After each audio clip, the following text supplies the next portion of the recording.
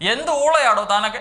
തന്നെ ജയിപ്പിച്ച ആളുകളെ പത്തല് വെട്ടി അടിക്കണം, വേറെ ഒന്നും പറയാനില്ല. ഹരേ റാം എന്ന് പറയുന്നതിന് പകരം ഹരേ കൃഷ്ണകുമാർ എന്ന് നിങ്ങൾ ഉച്ചരിക്കാൻ പഠിക്കണം. ഇന്നലെ രാവിലെ വരെ ജനങ്ങളുടെ മുന്നിൽ കൈകൂപ്പി മുട്ടുകുത്തി നിന്ന ടീമാണ്. ജയിച്ചു കഴിഞ്ഞപ്പോ പുള്ളി തനിക്കൊണം കാണിച്ചു. ഹരിപ്പാട്ടെ LDFന്റെ കൗൺസിലറായി വിജയിച്ച ആളാണ് ഈ കഥയിലെ താരം. പേര് കൃഷ്ണകുമാർ.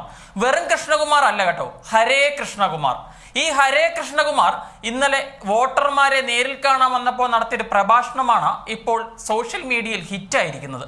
കേട്ടു നോക്കാം. ഈ പ്രദേശത്തെ ഓരോ വീട്ടുകാരും അവരുടെ പുരയിടത്തിൽ നിന്ന് ഒരു കാലി റോഡിലേക്ക് വെക്കുമ്പോൾ കൃഷ്ണകുമാറിന്റെ നെഞ്ചത്തല്ല, കൃഷ്ണകുമാർ ഉണ്ടാക്കിയ റോഡിലേക്കാണ് കാല് വെക്കുന്നതെന്നുള്ള ചിന്ത ഉണ്ടാവുന്നത് നന്നായിരിക്കും.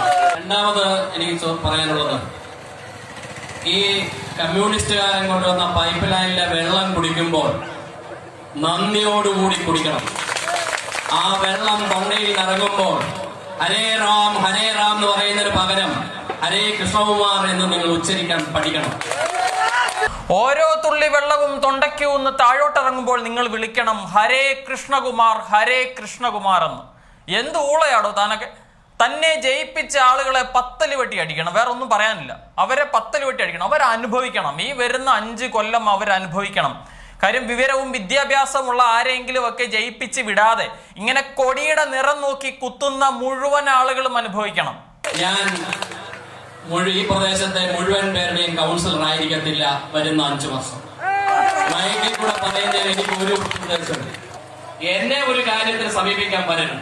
എനിക്ക് വോട്ട് ചെയ്തവരുടെ മാത്രം കൗൺസിലറാണ് ഞാനെന്ന്, അല്ലാത്ത ആരും എന്നെ കാണാൻ വരരുതെന്ന്.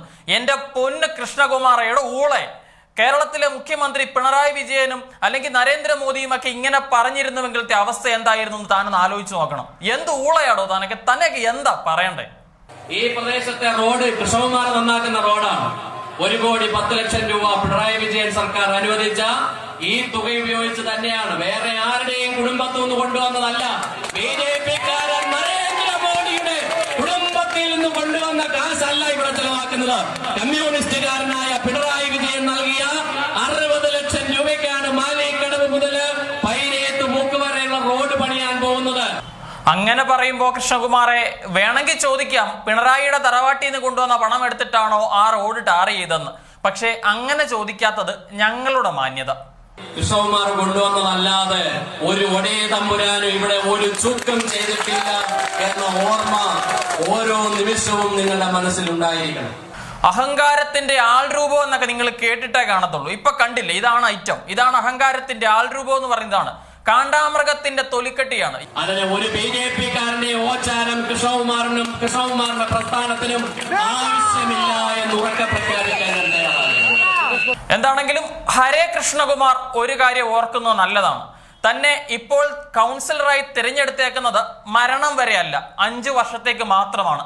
അത് കഴിയുമ്പോൾ ഇതേ ജനങ്ങളുടെ മുന്നിലേക്ക് പല്ലിളിച്ചുകൊണ്ട് ചെല്ലണം എന്ന് ഇടയ്ക്ക് കൃഷ്ണകുമാർ എന്ന് ഓർക്കുന്നത് നല്ലതായിരിക്കും. ഹരേ കൃഷ്ണകുമാർ.